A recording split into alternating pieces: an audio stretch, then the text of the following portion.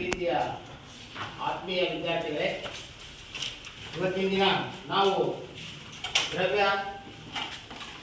ದ್ರವ್ಯದ ನಮ್ಮ ಸುತ್ತಮುತ್ತಲಿನ ದ್ರವ್ಯಗಳ ಬಗ್ಗೆ ಅಭ್ಯಾಸ ಮಾಡೋಣ.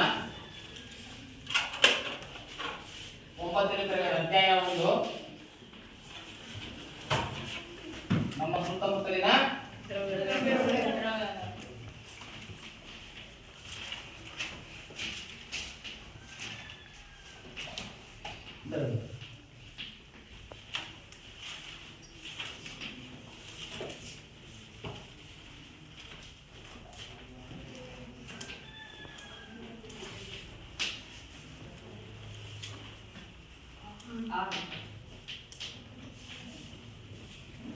ಮಕ್ಕಳೇ, ಈ ದ್ರವ್ಯ ಅಂದ್ರೆ ಏನು, ಇದು ಹೇಗಿದೆ, ಇದರ ಸ್ವರೂಪ ಏನು ಅನ್ನೋದ್ರ ಬಗ್ಗೆ ಇವತ್ತಿನ ದಿನ ಚರ್ಚೆ ಮಾಡೋಣ. ನಮ್ಮ ಸುತ್ತಮುತ್ತಲಿನ ದ್ರವ್ಯಗಳ ಬಗ್ಗೆ ನಾವು ಇವತ್ತು ಅಭ್ಯಾಸ ಮಾಡೋಣ. ಸೃಷ್ಟಿಕರ್ತನ ಸೃಷ್ಟಿಯಲ್ಲಿ ಭೂಮಿ ಇರ್ತಕ್ಕಂಥ ಪ್ರತಿಯೊಂದು ವಸ್ತುವು ವೈವಿಧ್ಯತೆಯನ್ನು ಹೊಂದಿದೆ. ಈ ನಮ್ಮ ಭೂಮಿ, ಸೂರ್ಯ, ಚಂದ್ರ, ನಕ್ಷತ್ರಗಳು ಹಾಗೆ ಪ್ರತಿಯೊಂದು ಭೂಮಿಯಲ್ಲಿರ್ತಕ್ಕಂಥ ಪ್ರತಿಯೊಂದು ವಸ್ತುಗಳು ತಯಾರಾಗಿದ್ದು ಇದರಿಂದ ಅದಕ್ಕೆ ದ್ರವ್ಯ. ನೀವು ಕುಳಿತಿರ್ತಕ್ಕಂಥ ಬೆಂಚು, ಬರೆಯುವಂಥ ಪೆನ್ನು, ಪೇಪರ್, ಕಲ್ಲು, ಮಣ್ಣು, ಗಾಳಿ, ನೀರು, ಬೆಳಕು ಇವೆಲ್ಲವೂ ದ್ರವ್ಯಗಳೇ. ಒಮ್ಮೆ ಒಂದು 4 ಗೆಳೆಯರು ಒಂದು ಕಡೆ ಕಾಡಿನಲ್ಲಿ ನಡ್ಕೊಂಡು ಹೋಗ್ತಾ ಇರ್ತಾರೆ. ಆ ಸಂದರ್ಭದಲ್ಲಿ ಒಬ್ಬ ಗೆಳೆಯ ನೋಡು ಎಷ್ಟು ಸುಂದರವಾದ ಕಾಡು, ಆ ಕಡೆ ನೋಡಿದ್ರೆ ಬೆಟ್ಟ ಗುಡ್ಡ, ಒಳ್ಳೆ ಗಾಳಿ, ಬೆಳಕು ಎಷ್ಟು ಚೆನ್ನಾಗಿ ಬರುತ್ತಲ್ಲ ಅಂತ ಒಬ್ಬರು ಕೇಳ್ತಾನೆ. ಒಬ್ಬ ಇನ್ನೊಬ್ಬ ಅಂತಾನೆ, ಹೌದು ಇವೆಲ್ಲ ಹೆಂಗೆ ನಿರ್ಮಾಣ, ಹೆಂಗೆ ಹುಟ್ಟಿದ್ವು ಅಂತ ಕೇಳಿದಾಗ, ಇಲ್ಲ ಒಬ್ಬ ಗೆಳೆಯ ಹೇಳ್ತಾನೆ, ನಮ್ಮ ತಾತ ಹೇಳ್ತಿದ್ದ, ಈ ಕಾಡು, ಬೆಟ್ಟ, ಗುಡ್ಡ, ಮಣ್ಣು, ಕಲ್ಲು ಇವೆಲ್ಲ ಹುಟ್ಟಿದ್ದು ದೇವರ ಸೃಷ್ಟಿ ಅಂತ ಹುಡುಗ ಹೇಳ್ತಾನೆ. ಅವಾಗ ಇನ್ನೊಬ್ಬನು ಇನ್ನೂ ಸ್ವಲ್ಪ ದ್ರವ್ಯದ ಬಗ್ಗೆ ತಿಳ್ಕೊಂಡಿರ್ತಾನೆ. ಅವನು ಏನಂತ ಹೇಳ್ತಾನೆ, ದ್ರವ್ಯ ಅನ್ನೋದು ತತ್ವಜ್ಞಾನಿಗಳ ಪ್ರಕಾರ ಎದರಿಂದ ಆಗಿದೆ ಅಂತ ಕೇಳಿದ್ರೆ, ಎದರಿಂದ ಅಗ್ನಿ, ನೀರು,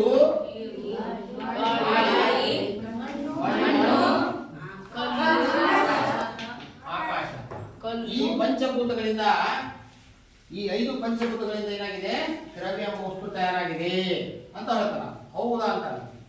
ಆದ್ರೆ ಇತ್ತೀಚಿನ ದಿನಗಳ ಪ್ರಕಾರ ಒಂದು 100-500 ವರ್ಷಗಳ ನಂತರ ಅನೇಕ ವಿಜ್ಞಾನಿಗಳು ಹುಟ್ಕೊಂಡ್ರು. ಆದ್ರೆ ಅದರ ದ್ರವ್ಯದ ಬಗ್ಗೆ ಅವರೊಂದು ವ್ಯಾಖ್ಯಾನ. ಈ ತತ್ವಜ್ಞಾನಿಗಳ ಪ್ರಕಾರ ಏನು, ದ್ರವ್ಯ ಅನ್ನೋದು ಪಂಚಭೂತಗಳಿಂದ ಆಗಿದೆ. ಆದ್ರೆ ವಿಜ್ಞಾನಿಗಳು ಪಂಚಭೂತಗಳಿಂದ ದ್ರವ್ಯ ಆಗಿಲ್ಲ. ದ್ರವ್ಯ ಅನ್ನೋದು ಏನು, ರಾಶಿಯನ್ನು ಹೊಂದಿರಬೇಕು, ತೂಕವನ್ನು ಹೊಂದಿರಬೇಕು, ತನ್ನದೇ ಆದ ಸ್ಥಳವನ್ನ ಆಕ್ರಮಿಸಿಕೊಳ್ಬೇಕು ಅಂತ ವಸ್ತುವನ್ನು ಏನಂತ ಕರೀತಾರೆ, ದ್ರವ್ಯ ಅಂತ ಅವ್ರು ಹೇಳಿ. ಅಂದರೆ ಇವೆರಡರಲ್ಲಿ ಯಾವ್ದು ಸತ್ಯ? ಈ ಪಂಚಭೂತಗಳಿಂದ ಆಗಿದೆಯೋ ದ್ರವ್ಯ, ಅಥವಾ ಚಿಕ್ಕ ಚಿಕ್ಕ ಕಣಗಳಿಂದ ಮಾಡಲ್ಪಟ್ಟಿದೆ? ಹಂಗಾರೆ ಈಗ ನಾವು ದ್ರವ್ಯ ಬಗ್ಗೆ ಇದು ಮಾಡೋಣ. ದ್ರವ್ಯ ಅಂದ್ರೆ ಏನಂತ ತಿಳ್ಕೊಳ್ಳೋಣ. ದ್ರವ್ಯ ಅಂದ್ರೇನು, ಸ್ಥಳವನ್ನು ಆಕ್ರಮಿಸಬಲ್ಲ ಹಾಗೂ ನಿರ್ದಿಷ್ಟ ರಾಶಿಯನ್ನು ಹೊಂದಿರುವ ಯಾವುದೇ ವಸ್ತುವಿಗೆ ಏನಂತ ಕರೀತಾರೆ, ವಸ್ತುವಿಗೆ ದ್ರವ್ಯ ಅಂತ. ಮಕ್ಕಳೇ, ಈ ಉದಾಹರಣೆ, ಇದೊಂದು ಚೇರ್ ಹೌದಾ, ಇದು ಪ್ಲಾಸ್ಟಿಕ್ ಅಲ್ವಾ. ನಾನು ಇದನ್ನ ಇಲ್ಲಿ ಒಂದ್ ಕಡೆ ಇಟ್ಟೆ. ಈಗ ಇದ್ಮೇಲೆ ಇದು ಇಷ್ಟು ಸ್ಥಳವನ್ನು ಏನ್ ಮಾಡ್ತು, ಇಷ್ಟು ಸ್ಥಳವನ್ನು ಏನ್ ಮಾಡ್ತು, ಹಂಗಾರೆ ಈ ಚೇರಿಗೆ ತೂಕ ಇಲ್ವಾ? ರಾಶಿ ಅಂದ್ರೇನು, ತೂಕ ಇಲ್ವಾ?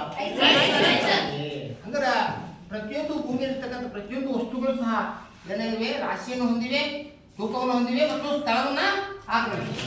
ಇದು ಏನಿದೆ ಅಂದ್ರೆ ಗಂಟೆ, ಹೌದಾ? ಇದು ಸಹ ತೂಕ ಇದೆ.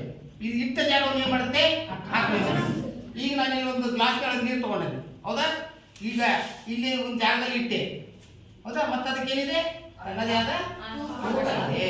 ಹಾಗಾದ್ರೆ ತೂಕವನ್ನ ಹೊಂದಿರತಕ್ಕಂಥ ಮತ್ತು ಸ್ಥಳವನ್ನ ಆಕ್ರಮಿಸುವಂತಹ ಪ್ರತಿಯೊಂದು ವಸ್ತುಗಳು ದ್ರವ್ಯಗಳು. ಇದು ಒಂದು ದ್ರವ್ಯ, ಹೌದಾ? ಪ್ರತಿಯೊಂದು ಇರ್ತಕ್ಕಂಥ ಎಲ್ಲಾ ವಸ್ತುಗಳು ದ್ರವ್ಯ. ಎರಡು ಉದಾಹರಣೆ: ಕಲ್ಲು, ಕಟ್ಟಿಗೆ, ಗಾಜು, ಇಟ್ಟಿಗೆ. ಮತ್ತೆ ನಿಮಗೆ ಗೊತ್ತಿರ್ತಕ್ಕಂಥ ವಸ್ತುಗಳು ತಿಳಿಯೋಣ, ಯಾರು ಹೇಳ್ತಾರೀಗ? ಇಟ್ಟಿಗೆ, ಕಲ್ಲು, ಮಣ್ಣು. ಇಷ್ಟೇ ವಸ್ತುಗಳು ಅಷ್ಟೇ ಗೊತ್ತಾ ನಿಮಗೆ? ಕಬ್ಬಿಣ, ಪುಸ್ತಕ,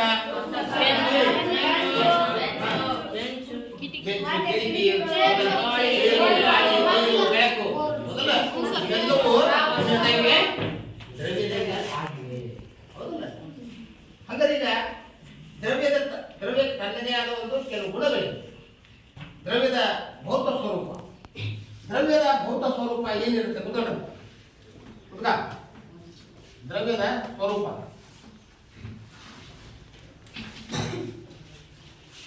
ಪ್ರತಿಯೊಂದು ದ್ರವ್ಯವು ಎರಡು ಸ್ವರೂಪವನ್ನು ಹೊಂದಿದೆ. ಒಂದು ಭೌತ ಸ್ವರೂಪ, ಇನ್ನೊಂದು ರಾಸಾಯನಿಕ ಸ್ವರೂಪ.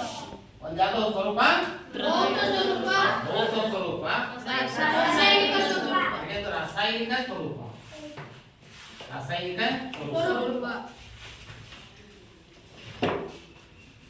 ಭೌತ ಸ್ವರೂಪ ಅಂದ್ರೆ ಒಂದು ವಸ್ತುವನ್ನು ನಾವು ನೋಡಿದಾಗ ಬಾಹ್ಯವಾಗಿ ಕಾಣ್ತಾವ ಅಂಶಗಳು, ಆ ಬಾಹ್ಯ ಅಂಶಗಳ ಬಗ್ಗೆ ತಿಳ್ಕೊಳ್ಳೋದಕ್ಕೆ ಏನಂತ ಕರೀತಾರೆ?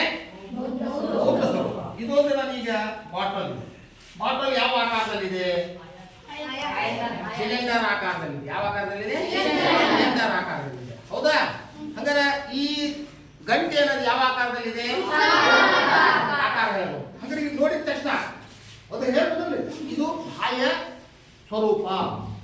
ಹೊರಗೆ ಅದಕ್ಕೆ ಬಾಹ್ಯ ಲಕ್ಷಣ ಅಂದ್ರೆ ನಾನು ನೋಡಿದ ತಕ್ಷಣ ನಮ್ಮ ಕಣ್ಣಿಗೆ ಕಾಣ್ತಕ್ಕಂಥ ಗೋಚರ ಆಕಾರ ಇದೆಯಲ್ಲ, ಅದನ್ನು ಹೇಳೋದು ಭೌತ ಸ್ವರೂಪ.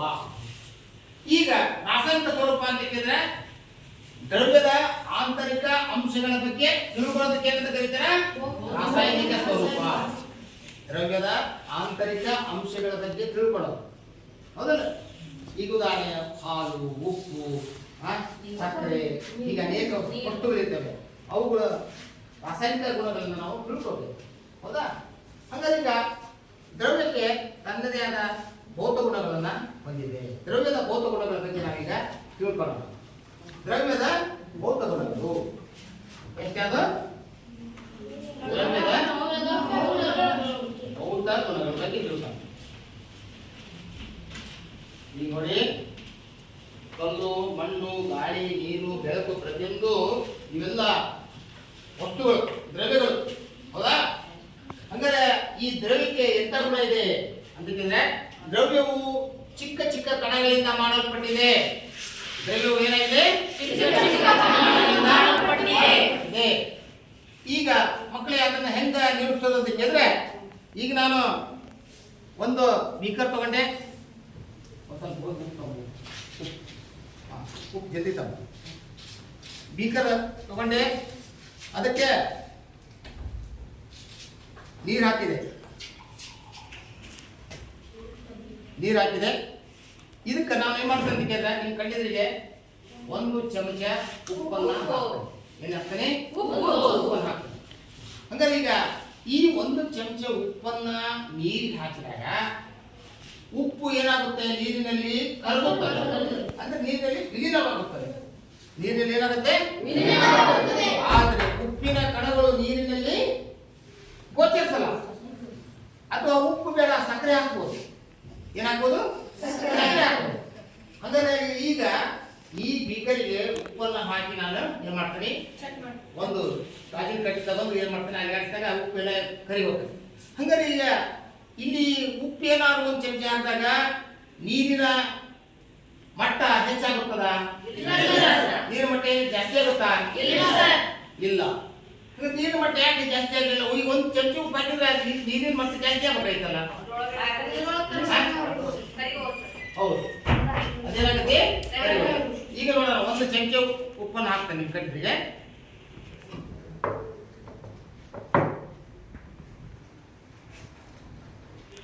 ಹಾಕಿದ್ದೆ, ಉಪ್ಪು ಹಾಕಿದ್ನಾ? ಹಾಕಿದ್ದಿಲ್ಲ? ಈಗ ಇಲ್ಲಿ ಏನ್ ಮಾಡ್ತಾರೆ, ಉಪ್ಪು ತಳ ಸೇರ್ತೀಗ, ತಳ ಸೇರ್ತು. ಈಗ ನಾನು 2 ನಿಮಿಷ ಆದ್ಮೇಲೆ ಉಪ್ಪು ಎಲ್ಲ ಏನಾಗುತ್ತೆ, ಕರಗುತ್ತೆ. ಕರಗುತ್ತದಿಲ್ಲ? ಉಪ್ಪು ಕರಗುತ್ತೆ. ನೆಕ್ಸ್ಟ್ ನೀರಿನಲ್ಲಿ ಉಪ್ಪು ಕರಗುತ್ತೆ. ಇದೊಂದು ದ್ರಾವಣ ಆಯ್ತು, ಈಗ ಉಪ್ಪಿನ ದ್ರಾವಣ. ಯಾವ ದ್ರಾವಣ? ಉಪ್ಪಿನ ದ್ರಾವಣ ಆಯ್ತು, ಹೌದಾ? ಹಂಗಾರೆ ಈಗ ಇನ್ನೊಂದು 2 ನಿಮಿಷಕ್ಕೆ ಉಪ್ಪು ಕಾಣಂಗಿಲ್ಲ. ಹಂಗಾರೆ ಉಪ್ಪಿನ ಕಣಗಳು ಎಲ್ಲಿ ಹೋದವು ಅಂತಂದ್ರೆ ನೀರಿನ ಕಣಗಳ ಮಧ್ಯೆ ಹಂಗಾರೆ ಇಲ್ಲಿ ಕಣಗಳ ಮಧ್ಯೆ ಏನಿದೆ? ಅಂತರವಿದೆ. ನೀರಿನ ಕಣಗಳು ಏನದ ನಡುವೆ ಅಂತರವಿದೆ, ಹೌದಲ್ಲ? ಹಾಗಾಗಿ ನೀರಿನ ಕಣಗಳ ನಡುವೆ ಈ ಉಪ್ಪಿನ ಕಣಗಳು ಏನಾಗಿರುವೆ, ಸೇರಿವೆ. ಹಾಗಾಗಿ ಇಲ್ಲಿ ನೀರಿನ ಮಟ್ಟ ಏನಾಗಿಲ್ಲ, ಹೆಚ್ಚಾಗಿಲ್ಲ. ನೀರಿನ ಮಟ್ಟ ನೋಡಿದ್ರಲ್ಲ, ಇದನ್ನೆಲ್ಲ ನೋಡಿ, ಹೌದಾ? ಉಪ್ಪು ಕರ್ತೀಗ, ಉಪ್ಪು ಕರ್ತ ಆದ್ರೆ ನೀರಿನ ಮಟ್ಟ ಏನಾರ ಜಾಸ್ತಿ ಆಯ್ತಾ? ಆದ್ರೆ ಉಪ್ಪು ಎಲ್ಲಿ ಹೋಗ್ತು ಅಂತ ಕೇಳಿದ್ರೆ ನೀರಿನ ಕಣಗಳ ನಡುವೆ ಸೇರಿಕೊಂಡು, ಹೌದಾ? ಹಾಗಾಗಿ ಇದರಿಂದ ಏನ್ ತಿಳಿದಿದ್ದೆಪ್ಪ ಅಂತ ಕೇಳಿದ್ರೆ ದ್ರವ್ಯವು ಅತ್ಯಂತ ಚಿಕ್ಕ ಕಣಗಳಿಂದ ಆಗಿದೆ. ದ್ರವ್ಯದ ಕಣಗಳ ಮಧ್ಯೆ ಏನಿರುತ್ತೆ, ಅವಕಾಶ ಇರುತ್ತೆ, ಸ್ಥಳಾವಕಾಶನ ಹೊಂದಿರ್ತವೆ. ದ್ರವ್ಯದ ಕಣಗಳು ಸ್ಥಳಾವಕಾಶನ ಹೊಂದಿರ್ತವೆ. ಈಗ ನಾವು ಇದನ್ನ ಹೇಳ್ಬೇಕಾದ್ರೆ ಇದು ಆಯ್ತಾ? ಒಂದೇ ಗುಣ, ಒಂದೇ ಗುಣ ಏನೀಗ ಹೇಳಿದ್ರಿ, ದ್ರವ್ಯದ ಕಣಗಳು ಕಣಗಳು ಚಿಕ್ಕದಾಗಿವೆ, ಕಣಗಳು ಚಿಕ್ಕ ಕಣಗಳಿಂದ ಕೂಡಿವೆ, ಚಿಕ್ಕದಾಗಿವೆ. ಇದು ಒಂದೇ ಒಂದು ಗುಣ.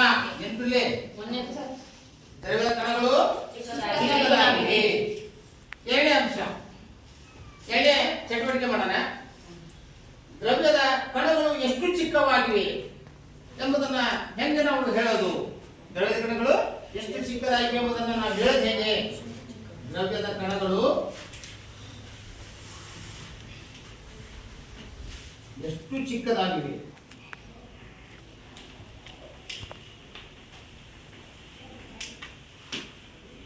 ಅನ್ನೋದನ್ನು ನಾವು ಒಂದು ಚಟುವಟಿಕೆ ಮೂಲಕ ನೋಡೋಣ. ಈಗ ಮಕ್ಕಳೇ, ಈ ತರ ಒಂದು 10 ಬೀಕರ್ಗಳನ್ನ ತೆಗೆದುಕೊಳ್ಬೇಕು, ಖಾಲಿ ಬೀಕರ್ಗಳನ್ನ. ಅದಕ್ಕೆ 10 ಬೀಕರ್ಗೆ ಏನ್ ಮಾಡೋದು ಅಂತ ಕೇಳಿದ್ರೆ ಏನ್ ಮಾಡೋದು? 100 ml ನೀರು ಹಾಕೋದು. ಎಷ್ಟು ml? ಈ 100 ml ಹಾಕಿದೆ, ಪ್ರತಿಯೊಂದಕ್ಕೂ 100 ml ನೀರು ಹಾಕಿದೆ. ಓಕೆ, ಇದು 100 ml ನೀರು ಎಂದು ಭಾವಿಸಿ. ಹಾಗೆ ಇದಕ್ಕೂ 100 ml ನೀರನ್ನು ಹಾಕಿದೆ. ಈಗ ಇವು ಸಹ ಬೀಕರ್ ಎಂದು ಭಾವಿಸಿ. ಇದಕ್ಕೂ ಎಷ್ಟು ml ನೀರು ಹಾಕಿದೆ? ನೀರು 100 ml ಹಾಕಿದೆ. ಇಂಥವು ಎಷ್ಟು ಬೀಕರ್ಗಳನ್ನು ತೆಗೆದುಕೊಳ್ಬೇಕು? 10 ಬೀಕರ್ಗಳನ್ನ ತೆಗೆದುಕೊಳ್ಳಬೇಕು, ಹೌದಾ? 10 ಬೀಕರ್ ತೆಗೆದುಕೊಂಡ್ರಿ, 10 ಬೀಕರ್ ತೆಗೆದುಕೊಂಡ್ರಿ. ಈಗ ಇಲ್ಲಿರೋ ಬೀಕರ್ಗಳು 6 ಇವೆ. ಈ 6ರಿಂದಲೇ ನಾವು ತಿಳ್ಕೊಬಹುದು ಏನಪ್ಪ ನೋಡಿ ಬೀಕರ್ಗಳನ್ನು. ಈ ಬೀಕರಿಗೆ ಒಂದು 100 ml ನೀರು ತಗೊಂಡ್ರಿ. ನಾನೇನ್ ಮಾಡಿದೆ, ಇದಕ್ಕೆ ಒಂದು 10 ml ಅಷ್ಟು ಅಥವಾ 10 ಗ್ರಾಮ್ ಅಷ್ಟು ಪೊಟ್ಯಾಸಿಯಂ ಪರ್ಮಾಂಗನೇಟ್ ಹಾಕ್ತೀನಿ. ಏನಾಗಬೇಕು? ಪೊಟ್ಯಾಸಿಯಂ ಪರ್ಮಾಂಗನೇಟ್ ನಮ್ಮ ಶಾಲೆಯಲ್ಲಿ ಇರೋದ್ರಿಂದ ಅದ್ರ ಬದಲಾಗಿ ನಾನು ಏನ್ ಮಾಡ್ತೀನಿ, ಈ ರಬ್ಬರ್ ಸ್ಟ್ಯಾಂಪ್ ಇಂಕ್ ಇದೆಯಲ್ಲ ಅದನ್ನ ಹಾಕ್ತೇನೆ. ಈ ರಬ್ಬರ್ ಸ್ಟ್ಯಾಂಪ್ ಇಂಕು ಒಂದೇ ಬಾಟ್ಲಿಗೆ ಹಾಕ್ತೇನೆ. ಎಷ್ಟು ml? 10 ml. ಈಗ ನಾವಿಲ್ಲಿ ಹಾಕಿದೆ, ಎಲ್ಲ ನೋಡ್ತಾ ಇದ್ರಿ? ಹಾಕ್ತಾ ಇದ್ದೀನಿ 10 ml, ಹೌದಾ? ನೀರೆಲ್ಲ ಯಾವ ಬಣ್ಣ ಬಂತೀಗ ನೋಡಿ. ನೀರು ನೋಡ್ರಿ, ನೀರಿನಲ್ಲಿ ದ್ರವ್ಯದ ಕಣಗಳು ಹೆಂಗ್ತಾ ಇದೆ, ನೇರಳೆ ಬಣ್ಣದ ಕಣಗಳು ಹೆಂಗ್ ಆಗ್ತಾ ಇದೆ ನೋಡ್ರಿ. ಈಗ ನೀರು ಯಾವ ಬಣ್ಣ ಬಂತು? ನೀಲಿ ಬಣ್ಣ, ನೇರಳೆ ಬಣ್ಣ ಬಂತು, ಹೌದಾ? ಪೊಟ್ಯಾಸಿಯಂ ಪರ್ಮಾಂಗನೇಟ್ ಹರಳುಗಳದಾವಲ್ಲ ಅದನ್ನು ಹಾಕಿದವು ಸಹ ಎಂತ ಬಣ್ಣ ಬರುತ್ತೆ? ನೀಲಿ ಬಣ್ಣ, ನೇರಳೆ ಬಣ್ಣ ಬರುತ್ತೆ. ಈಗೆಲ್ಲ ಹೆಂಗ್ ಕಾಣುತ್ತೆ? ನೀಲಿ ಬಣ್ಣ ಕಾಣುತ್ತೆ. ಎಷ್ಟಾಗಿದೆ? ನಾನು 100 ml ಗೆ 10 ml ಏನ್ ಮಾಡಿದೆ? ನೀರು ಹಾಕಿದೆ. ಇಲ್ಲಿ ನೋಡ್ರಿ, ಬೀಕರ್ ಒಳಗ 50 ml, 100 ml, 150 ml, 200 ml ಅಂತಿದೆ, ಹೌದಾ? ನಾನೀಗ ಇಲ್ಲಿ ತಗೊಂಡಿರೋದು 200 ml ಹೌದಾ. ಈಗ ನಾನು ಪೊಟ್ಯಾಷಿಯಂ ಪರ್ಮಾಂಗನೇಟ್ ಬದಲ ಎಂತ ಏನು ಪೊಟ್ಯಾಷಿಯಂ ಪರ್ಮಾಂಗನೇಟ್ ಬದಲು ಇಂಕನ್ನ ಬಳಸಿದೆ ಹೌದಾ. ಈಗ ನೀರೆಲ್ಲ ಯಾವ ಬಣ್ಣಕ್ಕೆ ಬಂತು? ನೀಲಿ ಬಣ್ಣಕ್ಕೆ ಬಂತು ಹೌದಾ. ಈಗ ನಾನೇನ್ ಮಾಡ್ತೇನೆ ಅಂತ ಕೇಳಿದ್ರೆ ಇದರಲ್ಲಿರುವ ಇದು ಅಷ್ಟು ನೀಲಿ ಇದೆ ಅಷ್ಟನ್ನು ಹಾಕಲ್ಲ ಇದಕ್ಕೆ ನಾನು ಕೇವಲ 10 ml ಮಾತ್ರ ಇದಕ್ಕೆ ಹಾಕ್ತೇನೆ. ಎಷ್ಟು ml? ಈ 10 ml ಹಾಕ್ತೇನೆ. ಎಷ್ಟು ml? 10 ml ಹಾಕ್ತೇನೆ. 10 ml ಹಾಕಿದೆ. ಓಕೆ, ಇದನ್ನ ಈಗ ಈ ಕಡೆ ಈ 10 ml ಹಾಕಿದಾಗ ಇಲ್ಲಿ ನೀರಿರೋದು 200 ml ಹೌದಾ. ಈಗ ಯಾವ ಬಣ್ಣ ಇದೆ? ನೀಲಿ. ಹಂಗಾದ್ರೆ ಅಲ್ಲಿ ನೀಲಿ ಇದೆ ಅಂತ ಕೇಳಿದ್ರೆ ಆ ದ್ರವ್ಯದ ಕಣಗಳು ಇಲ್ಲಿ ಬರುವ ಇಲ್ಲಿ ಇರಲ್ಲ. ಹಾಗೆ ಇದೇ ರೀತಿ ನಾವು ಇನ್ನೊಂದು ಬೀಕರಿಗೆ ಹಾಕೋಣ. ಯಾವ ಬೀಕರಿಗೆ? ಇನ್ನೊಂದು ಬೀಕರಿಗೆ ಹಾಕೋಣ. ಇನ್ನೊಂದು ಬೀಕರಿಗೆ ಹಾಕಿದ್ರು 10 ml. ಈಗ ನೋಡಿ ಈ ಬೀಕರ್ನ ನೀರು ಸಹ ಯಾವ ಬಂತು? ನೀಲಿ ಬಣ್ಣ ಬಂತು ಹೌದಲ್ಲ. ಎಷ್ಟು ಬಣ್ಣ ಬಂತ? ನೀಲಿ ಬಣ್ಣ. ಹಿಂಗೆ 10 ml ಪ್ರತಿಯೊಂದು ಬೀಕರಿಗೆ ಹಾಕ್ತಾ ಹೋದ್ರು ಕೊನೆಯ 10ನೇ ಬೀಕರ್ ಇದೆಯಲ್ಲ 10ನೇ ಬೀಕರ್ನ ಬಣ್ಣವೂ ಸಹ ಏನಾಗುತ್ತೆ? ಏನಾಗುತ್ತೆ? ನೀಲಿ ಆಗುತ್ತೆ.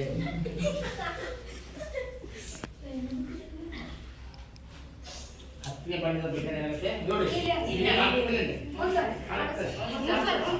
ಅಂದ್ರೆ ಇದರಿಂದ ಏನಾಗುತ್ತೆ ಅಂತ ಕೇಳಿದ್ರೆ ಇದರ ಅರ್ಥ ಏನದು? ಏನು? ದ್ರವ್ಯದ ಕಣಗಳು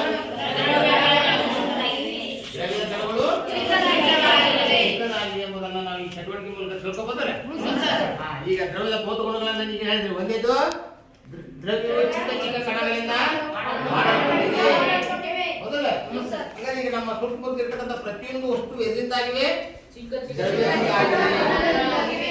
ಚಿಕ್ಕ ಕಣಗಳಿಂದಾಗಿವೆ. ಅದನ್ನ ನಾವು ಏನಂತ ಕರಿತೀವಿ? ಅದಕ್ಕೆ ಇಂಗ್ಲಿಷ್ ಮ್ಯಾಟರ್ ಅಂತ ಕರೀತಾರೆ. ಈಗ ದ್ರವ್ಯ ಅನ್ನೋ ಡೆಫಿನಿಷನ್ ಅರ್ಥ ಇದೆ ಮಕ್ಕಳೇ? ಏನು? ಒಬ್ಬನ ಹೇಳು. ಓದಪ್ಪ ನೀನು ಹೇಳು. ಸ್ಥಳವನ್ನು ಆಕರ್ಷಿಸಬಲ್ಲವು ಹಾಗೂ ನಿರ್ದಿಷ್ಟ ರಾಸಾಯನಿಕ ಯಾವುದು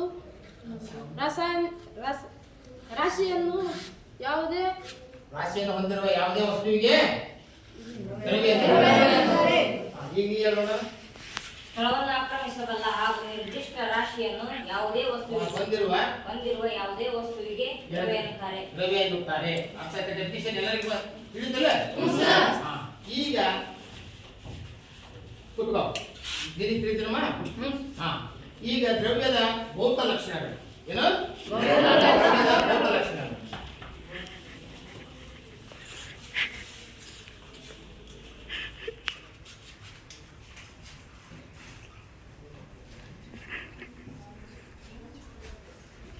ಈಗ ದ್ರವ್ಯದ ಭೌತ ಲಕ್ಷಣಗಳನ್ನು ಈಗ ನೀವು ಕಲ್ತ್ರಿ. ಈಗ ನಾವು ದ್ರವ್ಯಕ್ಕೆ ಏನಿದೆ? ತನ್ನದೇ ಆದ ಸ್ಥಿತಿ ಇದೆ. ದ್ರವ್ಯಕ್ಕೆ ಏನಿದೆ?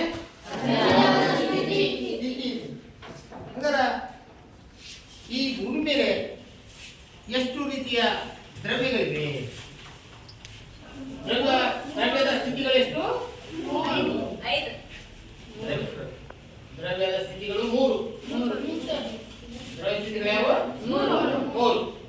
ಒಂದು ಘನ ಸ್ಥಿತಿ, ಜಲ ಸ್ಥಿತಿ,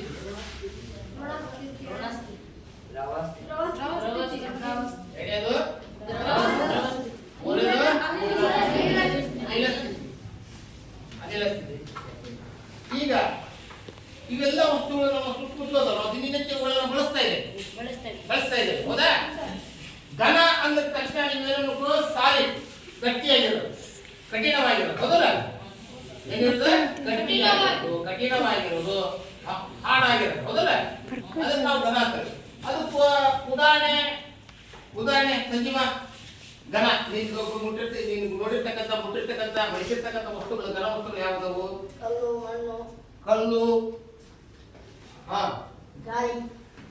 ಗಾಳಿನ, ಗಾಜು, ಇಟ್ಟಿಗೆ, ನೀರು, ಕಟ್ಟಿಗೆ, ಕಟ್ಟಿಗೆ, ನೀ ಕುಳಿತಿರ್ತಕ್ಕಂಥ ಬೆಂಚು, ಕಬ್ಬಿಣ ಮುಟ್ಟಿದಿಲ್ಲ, ಮತ್ತೆ ಪೆನ್ನು, ಹೌದಲ್ಲ, ಕಂಪಾಸ್ ಬಾಕ್ಸು, ಬ್ಯಾಗು, ಬುಕ್ಕು, ಅವೆಲ್ಲ ಯಾವ ವಸ್ತುಗಳು? ಇದು ಯಾವ ರೂಪದಾಗಿದೆ, ಯಾವ ಸ್ಥಿತಿಯಾಗಿದೆ? ಘನಸ್ಥಿತಿಯಾಗಿದೆ, ಹೌದಲ್ಲ? ಇದು ಘನಸ್ಥಿತಿಯಲ್ಲಿ ಗಂಟೆ ಯಾವ ಸ್ಥಿತಿಯಾಗಿದೆ? ಘನಸ್ಥಿತಿಯಾಗಿದೆ. ಲೋಟ ಯಾವ ಸ್ಥಿತಿಯಾಗಿದೆ? ಈ ಸ್ಟೀಲ್, ಹೌದಲ್ಲ? ಇವೆಲ್ಲ ನಮ್ಮ ಕಣ್ಣಿಗೆ ಕಾಣ್ತಕ್ಕಂಥ ಪ್ರತಿಯೊಂದು ವಸ್ತುಗಳು ಗಟ್ಟಿಯಾಗಿರ್ಬೇಕು, ಕಠಿಣವಾಗಿರ್ಬೇಕು, ಹೌದಾ? ಅವೆಲ್ಲ ವಸ್ತುಗಳು ಘನಸ್ಥಿತಿಯಲ್ಲಿರುವ ವಸ್ತುಗಳು. ಓಕೆ. ಇನ್ನ ದ್ರವಸ್ಥಿತಿ ಅಂದ್ರೆ ನೀರು, ಹಾಲು, ಮಜ್ಜಿಗೆ, ಎಣ್ಣೆ, ತುಪ್ಪ ಕಾಯಿಸ್ತಾ ಇದ್ದಾಗತ್ತೆ, ಹೌದಾ?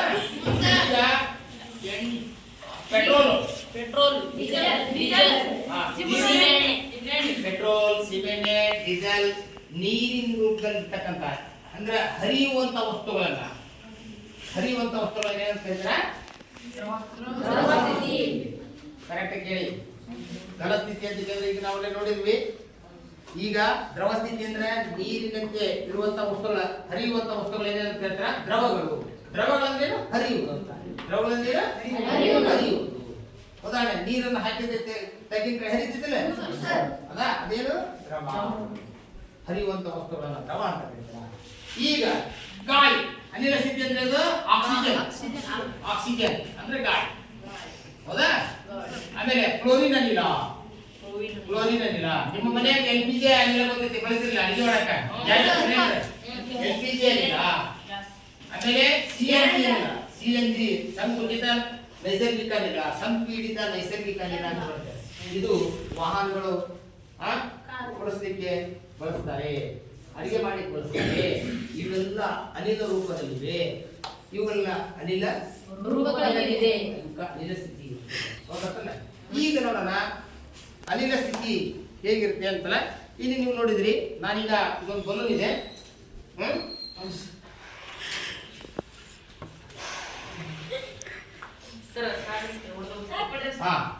ಇದರೊಳಗೆ ಏನ್ ತುಂಬಿತು?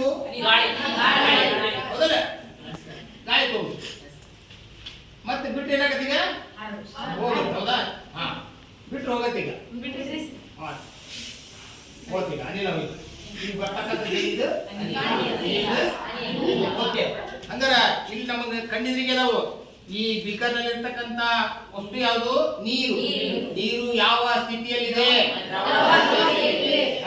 ಈಗ ಅನಿಲ ಗೊತ್ತಾಯ್ತಾ? ನಮಗೆ ಈಗ ಚೆನ್ನಾಗಿ ಗಾಳಿ ಬೀಸುತ್ತೆ, ಇದು ಯಾವ ಸ್ಥಿತಿ? ಅನಿಲ ಸ್ಥಿತಿ, ಹೌದಲ್ಲ? ಮನೆಯಲ್ಲಿ ಅಡಿಗೆ ಮಾಡಿ ಬಳಸ್ತಕ್ಕಂಥ LPG ಸಿಲಿಂಡರ್ ಇರ್ತಕ್ಕಂಥ ಅನಿಲ ಯಾವುದು? LPG ಬಳಸ್ತಾರೆ, ಹೌದಲ್ಲ? ಇದು ಅನಿಲ ಸ್ಥಿತಿ.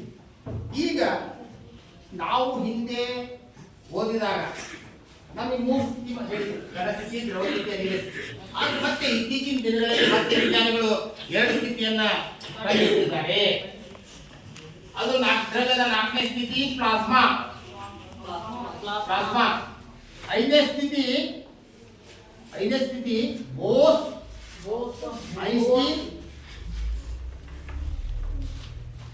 ಐನ್ಸ್ಟೀನ್ ಸಾಂದ್ರೀಕೃತ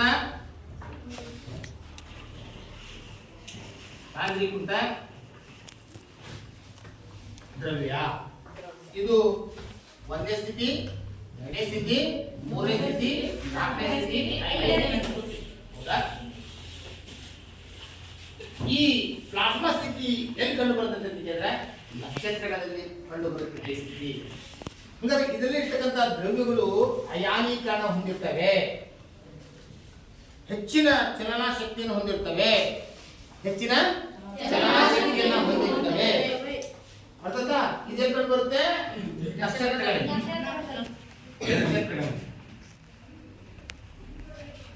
ಇನ್ನ ಬೋಸ್ ಐನ್ಸ್ಟೀನ್ ಸಾಂದ್ರೀಕೃತ ದ್ರವ್ಯಗಳು ಅತಿ ಕಡಿಮೆ ತಾಪದಲ್ಲಿ ಕೆಲವು ದ್ರವ್ಯಗಳನ್ನ ಏನ್ ಮಾಡಿದ್ರೆ ಕೆಲವು ದ್ರವ್ಯಗಳನ್ನ ಅತಿ ಕಡಿಮೆ ತಾಪದಲ್ಲಿ ಏನ್ ಮಾಡಿದಾಗ ತಂಪು ಮಾಡಿದಾಗ ಹೊಸ ಒಂದು ಸ್ಥಿತಿ ದೊರೆಯುತ್ತದೆ. ಆ ಸ್ಥಿತಿಯೇ ಐನ್ಸ್ಟೀನ್ ಸಾಂದ್ರೀಕೃತ ದ್ರವ್ಯ. ಹಾಗಾದ್ರೆ ಮಕ್ಕಳೇ, ಈಗ ದ್ರವ್ಯದ ಸ್ಥಿತಿಗಳು ಎಷ್ಟಿದೆ ಅಂತ ಹೇಳಿದ್ರೆ ಎಷ್ಟು ಹೇಳಬೇಕು? 5 ಸ್ಥಿತಿಗಳು. ಹೌದಾ? ಹಾಗಾದ್ರೆ ಈಗ ಈ ಘನ, ದ್ರವ, ಅನಿಲ ಈ 3 ಸ್ಥಿತಿಗಳ ನಡುವಿನ ವ್ಯತ್ಯಾಸಗಳನ್ನ ನಾವೀಗ ಅಭ್ಯಾಸ ಮಾಡೋಣ. ಯಾಕೆ ಮಾಡೋಣ? ವ್ಯತ್ಯಾಸಗಳು ಯಾವ 3 ಸ್ಥಿತಿ? ಘನ ಸ್ಥಿತಿ, ದ್ರವ ಸ್ಥಿತಿ, ಅನಿಲ ಸ್ಥಿತಿ. ತಿಳ್ಕೊಂಡ್ರೆ ಮುಂದೋಗೋಣ. ಅರ್ಥಗತಿಲ್ಲ? ಓಕೆ. ಈಗ ಘನ ಸ್ಥಿತಿಯಲ್ಲಿ ಯಾವ ರೀತಿ ಇರುತ್ತೆ, ಅನಿಲ ಸ್ಥಿತಿಯಲ್ಲಿ ಯಾವ ರೀತಿ ಇರುತ್ತೆ, ದ್ರವ ಸ್ಥಿತಿಯಲ್ಲಿ ಯಾವ ಇರುತ್ತೆ ಅನ್ನೋದನ್ನ ಈಗ ನಾವು ನೋಡೋಣ.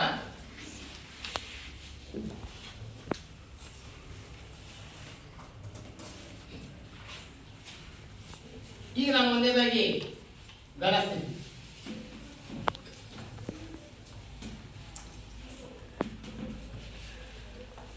ಘನ ಸ್ಥಿತಿಗೆ ಯಾವ ರೀತಿ ದ್ರವ್ಯದ ಕಣಗಳು ಹೇಗಿರ್ತವೆ, ಅಲ್ಲಿ ಏನೇನು ಕೆಲಸ ಮಾಡ್ತವೆ ಅನ್ನೋದ್ರ ಬಗ್ಗೆ ನಾವು ತಿಳ್ಕೊಳ್ಳೋಣ.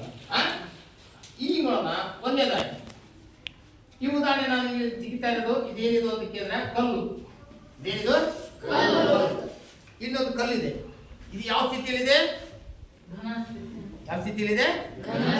ಘನ ಸ್ಥಿತಿಯಲ್ಲಿದೆ ಕಲ್ಲು. ಹಂಗಾರೆ ಒಳಗೆ ಏನು ಮುಟ್ಟಿ ನೋಡೋದು ಮೆತ್ತಗಿದೆ ಯಾವ ಒಳಗಡೆ? ಇದರಲ್ಲಿರುವ ಕಣಗಳನ್ನು ನಾನೀಗ ಹಿಂಗ ತಿರುಗಿ ಬರ್ತದೆ, ಸುಲಭ ಬರುತ್ತಾ? ಇದ್ರ ಮೇಲೆ ಒತ್ತಡ ಹಾಕಬೇಕು, ಆಮೇಲೆ ಜೋರ ಹೊಡಿಬೇಕು. ಹೌದಲ್ಲ? ಒಂದು ದೊಡ್ಡ ತುಟಿಗೆ ತಗೊಂಡು ಹೊಡೆದಾಗ ತುಟಿ ಪುಟ್ಟಾಗತ್ತೆ. ಹೌದಲ್ಲ? ಹಾಗಾದ್ರೆ ಇಲ್ಲಿ ಕಣಗಳು, ದ್ರವ್ಯದ ಕಣಗಳು ಯಾವ ರೀತಿ ಅದಾವು? ಚಿಕ್ಕ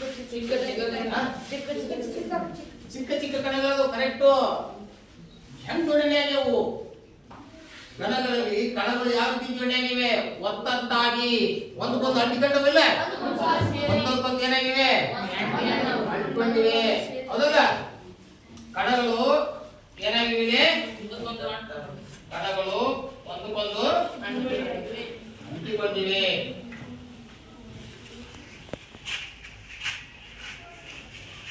ಅಂಟಿಕೊಂಡಿವೆ. ಹೌದಾ? ಈ ಕಣಗಳು ಒಂದಕ್ಕೊಂದು ಅಂಟಿಕೊಂಡಿರೋದ್ರಿಂದ ಕಣಗಳ ಮಧ್ಯೆ ಆಕರ್ಷಣ ಶಕ್ತಿ ಏನಾಗಿದೆ? ಕಣಗಳು ಒಂದಕ್ಕೊಂದು ಒತ್ತತ್ತಾಗಿ ಜೋಡಣೆಗೊಂಡಿವೆ. ಹೌದಾ? ಕಣಗಳ ಮಧ್ಯೆ ಅಂಟಿಕೊಳ್ಳಿಕ್ಕೆ ಕಾರಣ, ಆ ರೀತಿ ಅಂಟಿಕೊಳ್ಳಿಕ್ಕೆ ಕಾರಣ ಕಣಗಳ ಮಧ್ಯೆ ಏನಿದೆ? ಆಕರ್ಷಣ ಇದೆ. ಕಣಗಳ ಮಧ್ಯೆ ಏನಿದೆ? ಆಕರ್ಷಣ ಬಲ ಇದೆ. ಕಣಗಳ ಮಧ್ಯೆ ಆಕರ್ಷಣ ಬಲ ಇದೆ, ಬಲವಿದೆ. ಕಣಗಳ ಬಲ, ಆಕರ್ಷಣ ಬಲ ಇದೆ. ಇದು ಎರಡನೇ ಗುಣ, ಘನಸ್ಥಿತಿಯ ಎರಡನೇ ಗುಣ. ನಂತರ ಘನಗಳಿಗೆ ಆಕಾರ ಇದೆ. ಒಂದು ಆಕಾರ ಇದೆಯಲ್ಲ? ಹೌದಾ? ಇದಕ್ಕೊಂದು ಆಕಾರ ಇಲ್ವಾ? ಈ ಗಂಟಿಗೊಂದು ಆಕಾರ ಇಲ್ವಾ? ಇದಕ್ಕೊಂದು ಆಕಾರ ಇಲ್ವಾ? ಘನಗಳಿಗೆ ನಿರ್ದಿಷ್ಟ ಆಕಾರವಿದೆ. ಹೇಳಿದಿಲ್ಲ ಮೂರನೇ ಘನಗಳಿಗೆ ನಿರ್ದಿಷ್ಟ ಆಕಾರವಿದೆ. ಘನಗಳಿಗೆ ಆಕಾರವಿದೆ. ಘನಗಳಿಗೆ ಒತ್ತಡವನ್ನು ಹಾಕಿದಾಗ ಪುಡಿ ಆಗ್ತವೆ. ಒತ್ತಡವನ್ನು ಹಾಕಿದಾಗ ಏನಾಗ್ತವೆ? ಪುಡಿ. ಹೌದಲ್ಲ? ಆಮೇಲೆ ಘನಗಳ ಚಲನ ಶಕ್ತಿ, ಘನದಲ್ಲಿ ಕಣಗಳ ಚಲನ ಶಕ್ತಿ ಏನಾಗಿರುತ್ತೆ? ಕಡಿಮೆ ಆಗಿರುತ್ತದೆ. ಘನಗಳಲ್ಲಿ ಕಣಗಳ ಚಲನ ಶಕ್ತಿ ಕಡಿಮೆಯಾಗಿರುತ್ತದೆ.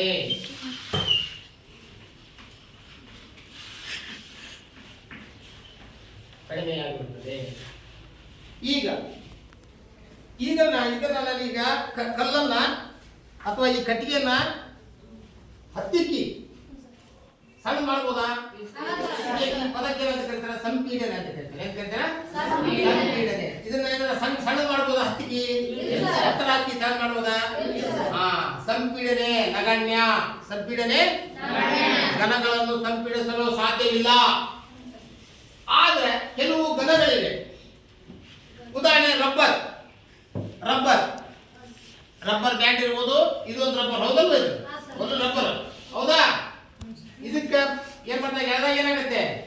ಇರ್ತದೆ. ಮತ್ ಬಿಟ್ರೆ ಹಾ, ಈ ಕೆಲವು ಘನಗಳಲ್ಲಿ ಸ್ಥಿತಿಸ್ಥಾಪಕ ಗುಣವನ್ನು ಹೊಂದಿರ್ತವೆ. ಎಂತ ಗುಣವನ್ನು ಹೊಂದಿರ್ತವು?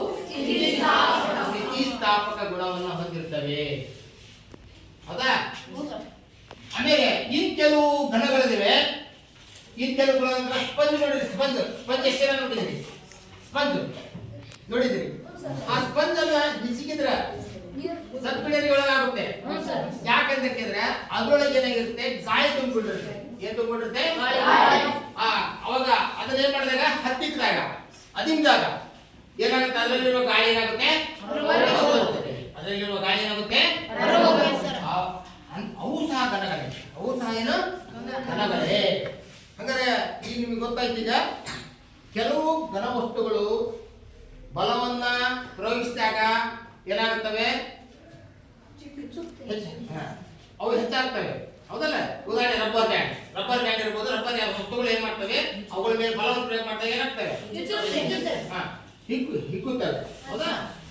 ಆದ್ರೆ ಕೆಲವು ಘನಗಳು ಏನ್ ಮಾಡಿದಾಗ ಒತ್ತಡವನ್ನು ಹಾಕಿದಾಗ ಏನಾಗ್ತವೆ? ಸಂಪೀಡನೆಗೆ ಒಳಗಾಗುತ್ತವೆ. ಅದರ ಉದಾಹರಣೆ ಸ್ಪಂಜ್.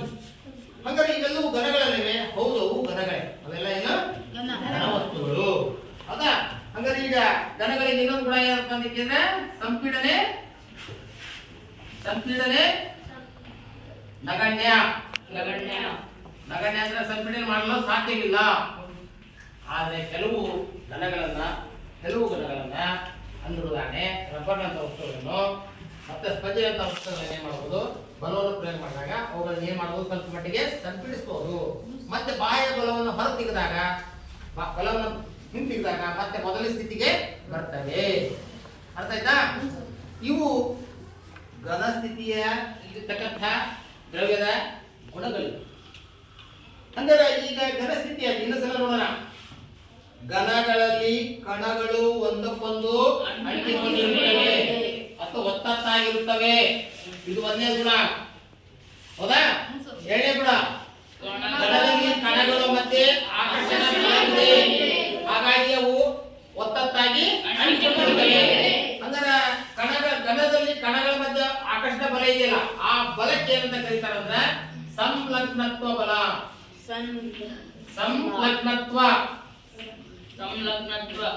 ಬಲ ಹೇಳಿ.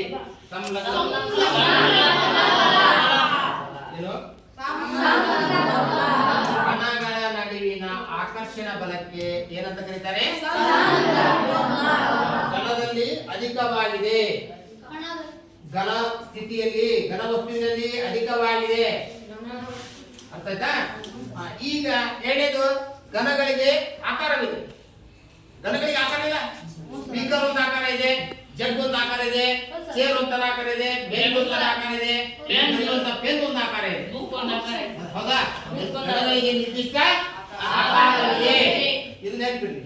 ನಂತರ ಘನದಲ್ಲಿ ಕಣಗಳ ಚಲನ ಶಕ್ತಿ ಏನಾಗಿರುತ್ತೆ? ಏಕೆ ಅಂತ ಕೇಳ್ತಾರಪ್ಪ. ಏಕೆ ಅಂತ ಕೇಳ್ತಾರೆ. ಯಾಕಂದ್ರೆ ಆಕರ್ಷಣ ಬಲ ಅಧಿಕವಾಗಿರೋದ್ರಿಂದ, ಒಮ್ಮೆಲೆ ಜೊತೆಗೆ ಕಣಗಳು ಅಂಟಿಕೊಂಡಿರೋದ್ರಿಂದ ಅವುಗಳ ಚಲನ ಶಕ್ತಿ ಏನಾಗಿರುತ್ತೆ? ಕಡಿಮೆ ಆಗಿರುತ್ತದೆ. ನಂತರ ಘನಗಳನ್ನ ಸಂಪೀಡಿಸಲು ಸಾಧ್ಯವಿಲ್ಲ. ಕೆಲವು ಘನಗಳಿಗೆ ಬಲವನ್ನ, ಬಾಹ್ಯ ಬಲವನ್ನು ಪ್ರಯೋಗಿಸಿದಾಗ ಅವುಗಳನ್ನ ಏನ್ ಮಾಡಬಹುದು? ಸಂಪೀಡಿಸಬಹುದು. ಅರ್ಥ ಆಯ್ತು ಮಕ್ಕಳೇ? ತಿಳಿತಾ? ಈಗ ಘನ ಸ್ಥಿತಿಯಿಂದ ನಿಮ್ಮ ಸುತ್ತಮುತ್ತಲ ವಸ್ತುಗಳು, ಸಾಕಷ್ಟು ವಸ್ತುಗಳು, ಅವೆಲ್ಲ ಘನಗಳು. ಆ ಘನಗಳಲ್ಲಿ ಕಣಗಳು ಯಾವ ರೀತಿ ಇರ್ತಾವ ಅನ್ನೋದು ತಿಳಿತಾ?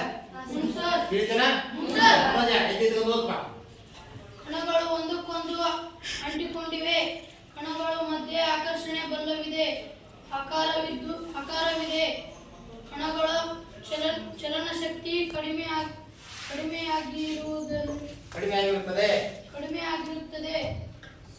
ಸಂಪೀಡನೆ ನಗಣ್ಯ.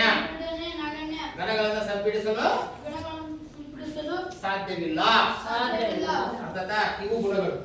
ಹಾಗೆ ಇದೇ ರೀತಿ ಇನ್ನೊಂದು ಸ್ಥಿತಿ ಬಗ್ಗೆ ನಾವು ತಿಳ್ಕೋಣ. ದ್ರವ ಸ್ಥಿತಿ. ಇಲ್ಲಿ ನೋಡೋಣ ನಮ್ಮ ದ್ರವ ಸ್ಥಿತಿ. ಇದು ದ್ರವ ಸ್ಥಿತಿ ತಿಳ್ಕೋಬೇಕಾದ್ರೆ ನೋಡೋಣ. ಇಲ್ಲಿ ನಾನಿಗೆ ಏನ್ ಮಾಡಲ್ಲ, ಇಷ್ಟೇ ನೋಡ್ರಿ. ಇದು ಯಾವುದು? ದ್ರವ ಸ್ಥಿತಿ. ಓಕೆ. ಈಗ ದ್ರವ ಸ್ಥಿತಿ ಅಂದ ತಕ್ಷಣ ನಾನು ಒಂದು ಬೀಕರ್ ತಗೊಂಡೆ. ಇದಕ್ಕೆ ಏನಾಗಿದೆ ನೀರು ಹಾಕಿದೆ ಇದೇನಿದೆ ನೀರು ಓಕೆ ಈಗ ನೋಡೋಣ ನೀರಿಗೆ ದ್ರವಗಳಿಗೆ ಆಕಾರವಿದೆಯೇ ಇಲ್ಲ ದ್ರವಗಳಿಗೆ ಆಕಾರವಿದೆಯೇ ಇಲ್ಲ ಸರ್.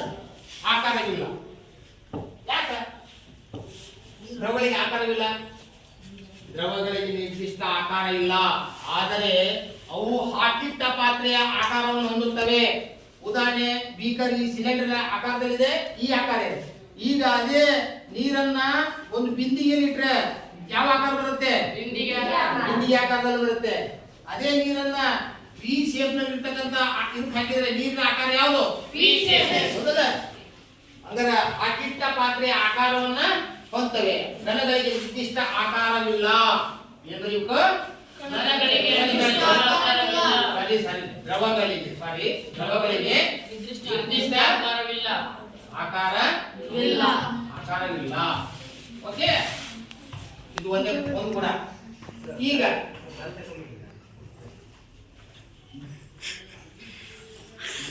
ಇಲ್ಲಿ ಘನದಲ್ಲಿ ಕಣಗಳು ಒಂದಕ್ಕೊಂದು ಅಂಟಿಕೊಂಡಿರುವುದಿಲ್ಲ ಏನಾಗಿರುವುದಿಲ್ಲ ಹತ್ತತ್ತಾಗಿ ಜೋಡಣೆಯಾಗಿಲ್ಲ ಅಂಟಿಕೊಂಡಿರುವುದಿಲ್ಲ ಬಿಡಿ ಬಿಡಿಯಾಗಿರುತ್ತವೆ ಏನಾಗಿರ್ತವೆ ಬಿಡಿ ಬಿಡಿಯಾಗಿರುತ್ತವೆ ಹೇಗಪ್ಪ ಅಂತಿದ್ದೇವೆ ಇಲ್ಲಿ ನೋಡಿ ಮಕ್ಕಳೇ ಇದು ನೀರು ಇಲ್ಲೊಂದು ಕಣ ಇಲ್ಲೊಂದು ಕಣ ಇಲ್ಲೊಂದು ಕಣ ಇಲ್ಲೊಂದು ಕಣ ಇಲ್ಲಿರುತ್ತೆ ಈ ತರ ಬಿಡಿ ಬಿಡಿಯಾಗಿ ಇದೆಲ್ಲ ಖಾಲಿ ಸ್ಥಳಾವಕಾಶ ಇರುತ್ತೆ ಎಲ್ಲೇ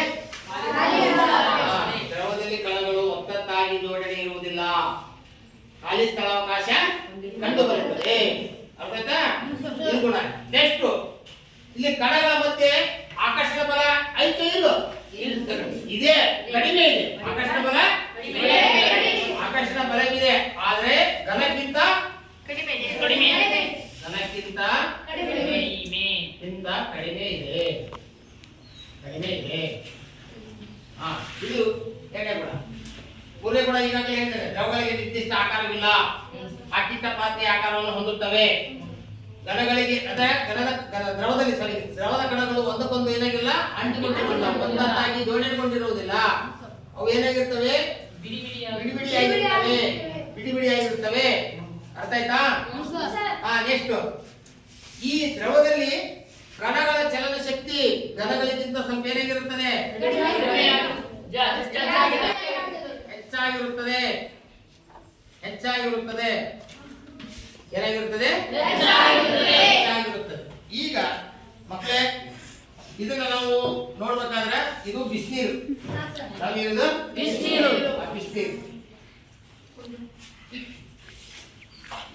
ನಾವು ಬಳಸ್ತಾ ಇದ್ದೀವಿ ಯಾವ್ದು ಬಿಸಿನೀರು ಇದ್ರಾಗ ಬಿಸಿನೀರಿದೆ ಇದು ಚೆಲ್ಲ ನೋಡ್ರಿ ಚಲನ ಶಕ್ತಿ ಹಂಗಿರ್ತದೆ ಅಂತ ಹೇಳಿ ತೋರಿಸ್ತೇನೆ ಬಿಸಿನೀರು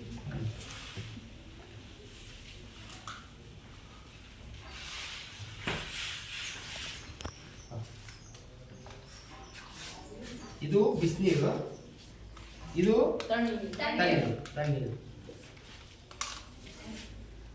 ಈ ಬಿಸಿನೀರು ತಣ್ಣೀರಿಗೆ ಏನು ವ್ಯತ್ಯಾಸ ಆಗುತ್ತೆ ನೋಡ್ರಿ ಇದು ತಣ್ಣೀರಿಗೆ ಒಂದು ಹನಿ ಇಂಕ್ ಹಾಕ್ತಾನೆ ಇದಕ್ಕೊಂದು ಹನಿ ಇಂಕ್ ಹಾಕ್ತಾನೆ ನೋಡ್ರಿ ಇದು ತಣ್ಣೀರು ಒಂದು ಹಾಕಿದೆ ಇದು ತಣ್ಣೀರು ಈಗ ನೋಡ್ರಿ ನಿಧಾನಕ್ಕೆ ನೀರಿನಲ್ಲಿ ಆ ಇಂಕ್ ವಿಲೀನ ಆಗ್ತಾ ಇದೆ ಹೌದಾ ಈಗ ನಿಧಾನ ಆಯ್ತು ಈಗ ಇದು ಬಿಸಿನೀರು ಈ ಬಿಸಿನೀರೊಳಗೆ ಒಂದನೇ ಹಾಕ್ತಾನೆ ಒಂದನೇ ಹಾಕಿದೆ ಅವೆರಡನ್ನ ನೋಡ್ರಿ ಗಮನಿಸಿದ್ರಿ ಹೌದಾ ಇದರಲ್ಲಿ ಯಾವುದ್ರಲ್ಲಿ ಬೇಗ ಇಲ್ಲಿ ಜಲ್ದಿ ಆಗ್ತದೆ ಬಿಸಿನೀರಿನೊಳಗೆ ಚಲನ ಶಕ್ತಿ ಏನಾಯ್ತು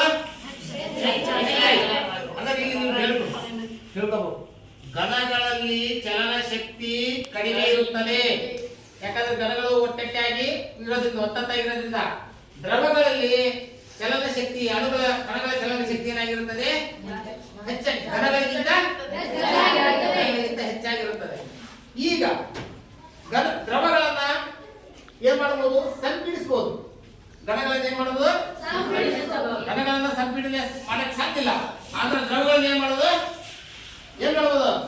ಸಂಪೀಡನೆಗೆ ಸಂಪೀಡನೆ ಮಾಡೋದು.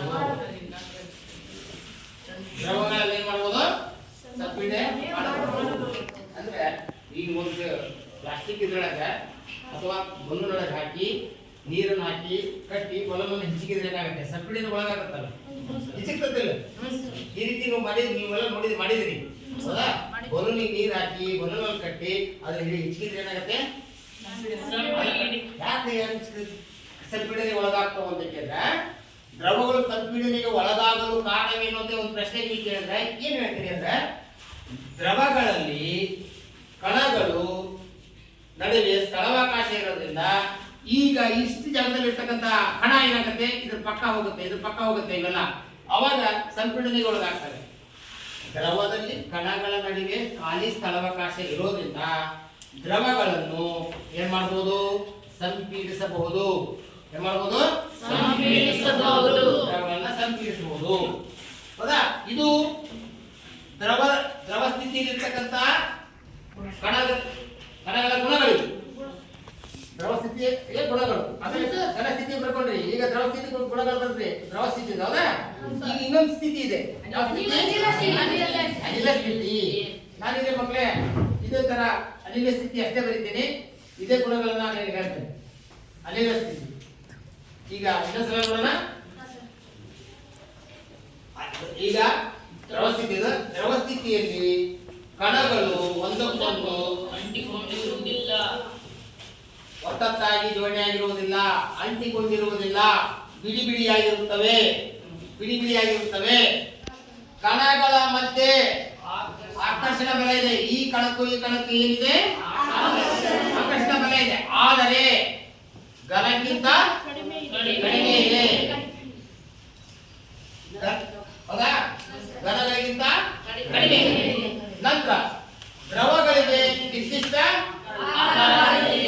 ಆದರೆ ಆ ಕಿಟ್ಟ ಪಾತ್ರೆಯ ಆಕಾರವನ್ನು ಹೊಂದುತ್ತವೆ, ತಾಳುತ್ತವೆ.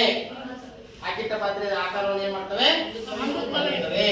ಆದ್ರೆ ಕಣಗಳ ಚಲನ ಶಕ್ತಿ ಏನಾಗಿರುತ್ತೆ ದ್ರವಗಳಲ್ಲಿ ಹೆಚ್ಚಾಗಿರುತ್ತದೆ. ನಂತರ ಸಂಪೀಡನೆ ಮಾಡಬಹುದು. ಯಾಕೆ ಸಂಪೀಡನೆ ಮಾಡಬಹುದು? ಕಣಗಳ ನಡುವೆ ಅವು ಸ್ಥಳಾವಕಾಶ ಇರೋದ್ರಿಂದ ದ್ರವಗಳನ್ನ ಸಂಪೀಡಿಸಬಹುದು. ಅರ್ಥಾಯ್ತಾ? ಈಗ ದ್ರವ ಸ್ಥಿತಿ ಬಗ್ಗೆ ತಿಳಿಸಿ. ಈಗ ನೆಕ್ಸ್ಟ್ ಅನಿಲ ಸ್ಥಿತಿ. ಈ ಅನಿಲ ಸ್ಥಿತಿ ಬರೀನಿಂದ ಈಗ ನೋಡಕ್ಕಾಗಲ್ಲ. ಆದ್ರೆ ನೀವು ಮನೆಯೊಳಗ ಅಡಿಗೆ ಮಾಡ್ತಾರಲ್ಲ ಅವಾಗ ಹೊಗೆ ಹೋಗುತ್ತೆ. ಆಮೇಲೆ ಅನ್ನ ಬೇಯಿಸುವಾಗ ಕಾಳು ಬೇಯಿಸುವಾಗ ಅವು ಪಾತ್ರೆ ಮುಚ್ಚಿರ್ತಾರೆ. ಅದ್ರ ತೆಗೆದಾಗ ಹಬೆ ಹೊರಗೆ ಹೋಗುತ್ತೆ. ಆ ರೀತಿ ನೋಡ್ಬೋದು. ಆದ್ರೆ ಇಲ್ಲಿ ನಮ್ಮ ಸುತ್ತಮುತ್ತ ಇರ್ತಕ್ಕಂಥ ಗಾಳಿ ಅದಕ್ಕೆ ಏನಿಲ್ಲ ಕಣ್ಣಿ ಕಾಣಲ್ಲ. ಆದ್ರೆ ಅದು ನಮಗೆ ಬೀಸಿದಾಗ ನಮಗೆ ತಣ್ಣನೆ ಅನುಭವ ಆಗುತ್ತೆ. ಅವಾಗ ಗಾಳಿ ಬೀಸ್ತಾ ಇದೆ ಅನ್ನೋ ಒಂದು ಭಾವನೆ ನಮಗೆ ಮೂಡುತ್ತೆ. ಹೌದಲ್ಲ? ಗಾಳಿ ಬೀಸ್ತಾ ಇದೆ. ಗಾಳಿ ಬೀಸ್ತಾ ಇದೆ. ಹಂಗಾರ ಅನಿಲ ಸ್ಥಿತಿಯ ಗಾಳಿ ಹೌದಲ್ಲ? ನಾವು ಈ ಗಾಳಿಯನ್ನು ನಾವು ಏನ್ ಮಾಡ್ಬೇಕಂದ್ರೆ ಒಂದು ಬಲೂನ್ಗೆ ಗಾಳಿಯನ್ನ ಊದ್ಬಿಡೋಣ. ಊದಿ ಬಲೂನ್ ಏನ್ ಮಾಡೋಣ ಕಟ್ಟೋಣ. ಹಂಗಾರೆ ಇಲ್ಲಿ ಏನಿದೆ? ಗಾಳಿ ಇದೆ. ಹಂಗಾರೆ ಗಾಳಿಯಲ್ಲಿ ಕಣಗಳು ನೋಡಿ ಇಲ್ಲೊಂದು ಇರ್ತವೆ. ಗಾಳಿಗೆ ಅಂದ್ರೆ ಅನಿಲ ಸ್ಥಿತಿಯಲ್ಲಿ ಕಣಗಳು ಒಂದಕ್ಕೊಂದು ದೂರದಲ್ಲಿ ಜೋಡಿಯಾಗಿರ್ತವೆ. ಎಡಗೆ ದೂರದಲ್ಲಿ ಒತ್ತತ್ತಾಗಿರುವುದಿಲ್ಲ. ಅರ್ಥ? ಒತ್ತತ್ತಾಗಿರುವುದಿಲ್ಲ. ತಿಳ್ಕೊಬೇಕು. ನಾನು ಮತ್ತೆ ಕೇಳ್ತಾರೆ ಪಾಠ ಮಾಡಿದ್ಮೇಲೆ ಪ್ರಶ್ನೆಗಳನ್ನು ಕೇಳ್ತಾರೆ. ಕಣಗಳು ಒಂದಕ್ಕೊಂದು ಏನಾಗಿರ್ತವೆ? ಕಣಗಳ ಮಧ್ಯೆ ಆಕರ್ಷಣ ಬಲ ಇದೆ. ಆದ್ರೆ ಘನ ದ್ರವಕ್ಕಿಂತ ಕಡಿಮೆ. ಆಕರ್ಷಣ ಬಲ ಬಹಳ ಕಡಿಮೆ. ಇದಕ್ಕಿಂತ ಘನ ಮತ್ತು ದ್ರವಗಳಿಗಿಂತ ಕಡಿಮೆ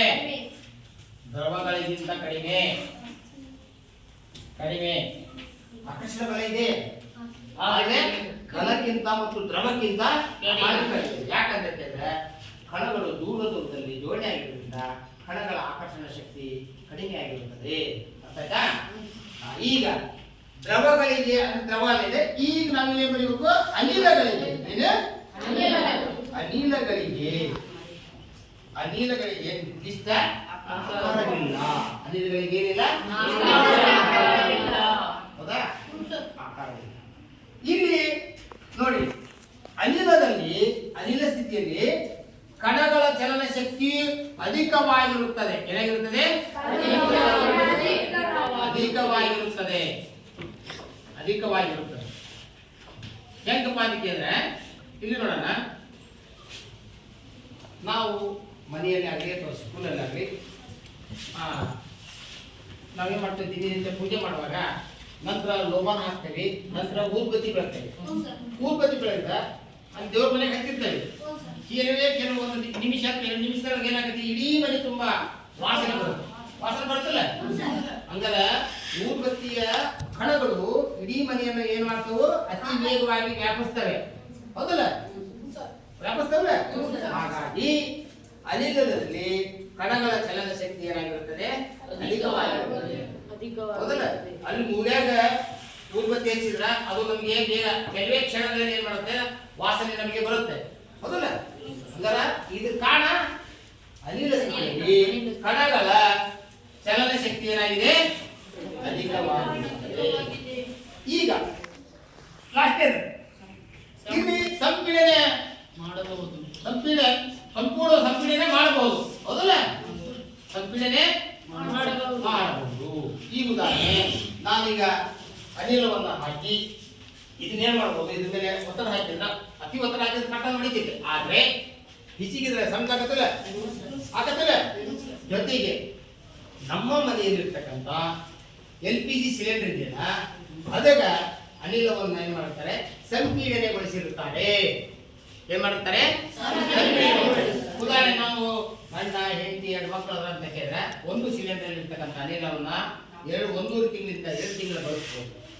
ಅಷ್ಟು ಅನಿಲವನ್ನು ತುಂಬಿರ್ತಾರೆ. ಅದ್ರಾಗ 14.2 kg ಇರುತ್ತೆ. ಹೌದಲ್ಲ?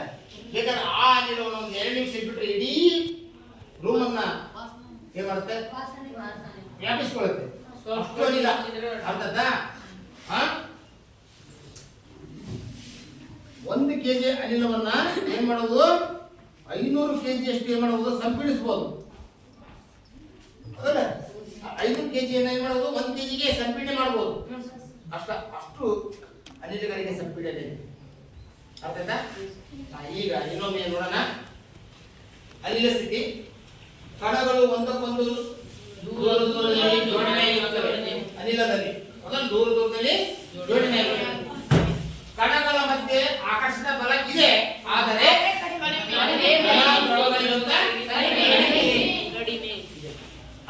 ಅನಿಲಗಳಿಗೆ ನಿರ್ದಿಷ್ಟ ಕಣಗಳ ಚಲನ ಶಕ್ತಿ ಅಧಿಕವಾಗಿರುತ್ತದೆ. ಸಂಪೀಡನೆ ಸಂಪೀಡನೆಗೆ ಒಳಗಾಗುತ್ತವೆ. ಸಂಪೀಡನೆ ಮಾಡಬಹುದು. ಅರ್ಥದ? ಈ 5 ಗುಣಗಳು. ಈಗ 3ಕ್ಕೂ ಘನ, ದ್ರವ, ಅನಿಲ 3 ಸ್ಥಿತಿಗಳಲ್ಲಿ ನಡುವೆ ವ್ಯತ್ಯಾಸ ಇದೆಯಾ? ಎಕ್ಸಾಂಪಲ್ ಇದಕ್ಕೆ ಕೇಳ್ತಾರೆ, 3 ಮಾರ್ಕ್ಸ್ ಇದೆ. ಎಷ್ಟು ಮಾರ್ಕ್ಸ್ ಕೇಳ್ತಾರೆ? 3 ಮಾರ್ಕ್ಸ್. ಘನ, ದ್ರವ ಮತ್ತು ಅನಿಲ ಸ್ಥಿತಿಯ ಕಣಗಳ ನಡುವಿನ ವ್ಯತ್ಯಾಸವನ್ನು ಬರೀರಿ ಅಂತ ಕೇಳ್ತಾರೆ. ನೀವು ಈಗ ನಾನು ಹೇಳಿದ್ನಲ್ಲ, ಅದೇ ವ್ಯತ್ಯಾಸಗಳನ್ನು ನೀವು ಬರೆದ್ರೆ ಸಾಕು.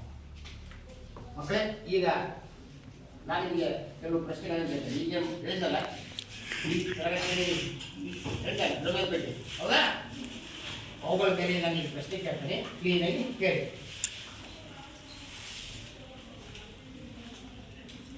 ಸುರೇಶ, ದ್ರವ್ಯ ಎಂದರೇನು? ದ್ರವ್ಯ ಎಂದರೇನು?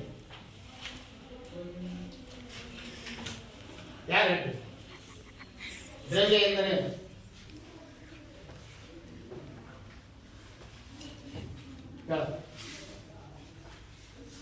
ಸ್ಥಳವನ್ನು ಆಕ್ರಮಿಸಬಲ್ಲ ಹಾಗೂ ನಿರ್ದಿಷ್ಟ ದ್ರವ್ಯದ ರಾಶಿಯನ್ನು ಯಾವುದೇ ಹೊಂದಿರುವ ಯಾವುದೇ ವಸ್ತುವಿಗೆ ದ್ರವ್ಯ ಅನ್ನೋದು. ಹೇಳಿ ಸ್ಥಳವನ್ನ ಆಕ್ರಮಿಸಬಲ್ಲ ಹಾಗೂ ನಿರ್ದಿಷ್ಟ ದ್ರವ್ಯರಾಶಿಯನ್ನು ಹೊಂದಿರುವ ಯಾವುದೇ ವಸ್ತುವಿಗೆ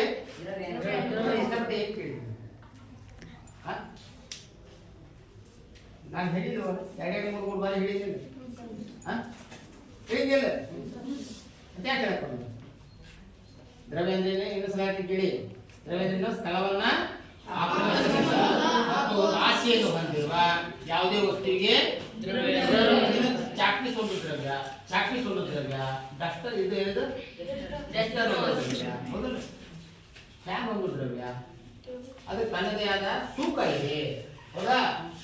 ತೂಕವನ್ನು ಬದಲಾಯಿಸಬಹುದು, ರಾಶಿಯನ್ನು ಬದಲಾಯಿಸಕ್ಕಾಗಲ್ಲ. ಅರ್ಥ ಆಯ್ತಾ? ಹೇಳ ಸುರೇಶ, ಹೇಳ ನೋಡಿ ಡೆಫಿನೇಷನ್ ಹೇಳಿದ್ರು. ದ್ರವ್ಯ ಅಂದ್ರೆ ಏನು? ದ್ರವ್ಯ ಅಂದರೆ ಮನೋಜ ಸ್ಥಳವನ್ನು ಆಕ್ರಮಿಸಬಲ್ಲ ಹಾಗೂ ರಾಶಿಗಳನ್ನು ಹೊಂದಿರುವ ಹಾ. ಯಾವುದೇ ವಸ್ತುವಿಗೆ ದ್ರವ್ಯ ಎನ್ನುತ್ತಾರೆ. ಒಂದು ನಾಲ್ಕು ಪದಗಳು. 4 ಪದಗಳನ್ನ ಕಲ್ತಿಲ್ಲ ಅಂದ್ರೆ ಹೆಂಗ? ನೆನ್ಪಿಟ್ಕೊಂಡಿಲ್ಲ ಅಂತ ಹೆಂಗ?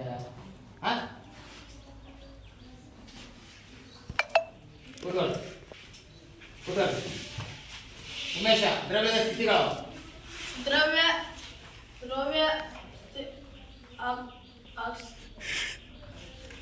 ಆಕ್ರಮಿಸಬಲ್ಲ ಅಲ್ಲ ಕಿರಣ ತಪ್ಪು.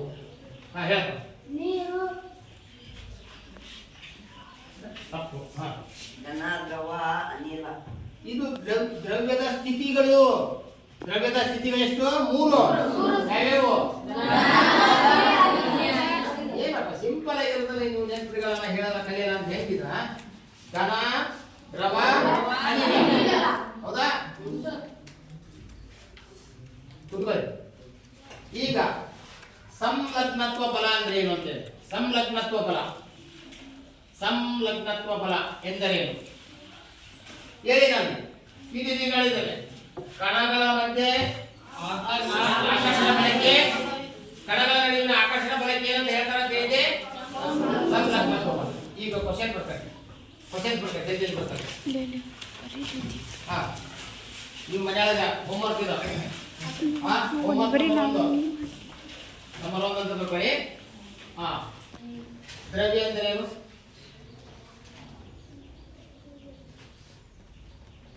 ಜಲ್ದಿ ದ್ರವ್ಯ ಎಂದರೇನು? ಅದ್ರಾಗ ದ್ರವ್ಯದ ಸ್ಥಿತಿಗಳಾವು.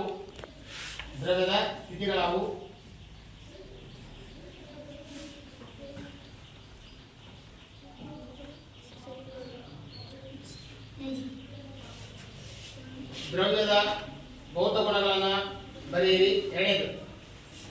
ಎರಡನೇ ಪ್ರಶ್ನೆ, ದ್ರವ್ಯದ ಭೌತ ಗುಣಗಳನ್ನ ಬರೆಯಿರಿ. ದ್ರವ್ಯದ ಭೌತ ಗುಣಗಳನ್ನ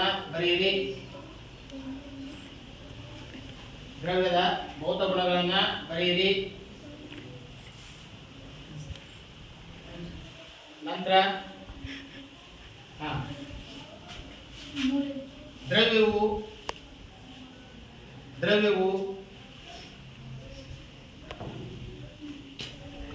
ದ್ರವ್ಯವು ಚಿಕ್ಕ ಕಣಗಳಿಂದ ಮಾಡಲ್ಪಟ್ಟಿದೆ ಎಂದು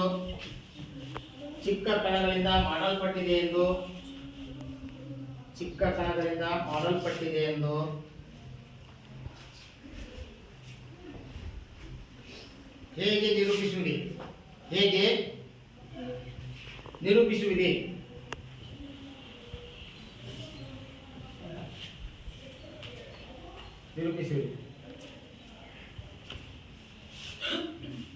ನಾಲ್ಕನೇ ಪ್ರಶ್ನೆ, ಘನ,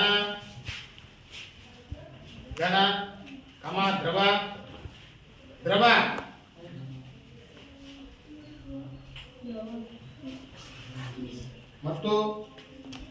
ಮತ್ತು ಅನಿಲ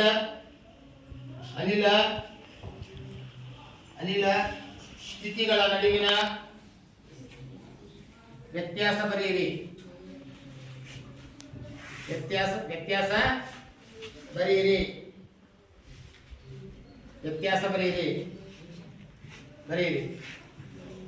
ನೆಕ್ಸ್ಟ್,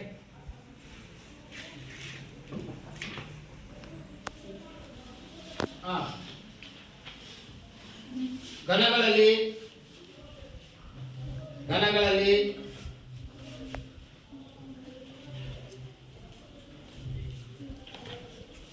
ಘನಗಳಲ್ಲಿ ಆಕರ್ಷಣ ಬಲ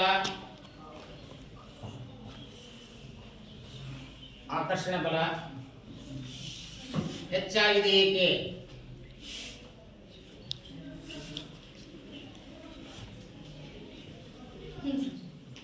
ನೆಕ್ಸ್ಟ್ 6ನೇ ಪ್ರಶ್ನೆ. ಅನಿಲಗಳನ್ನು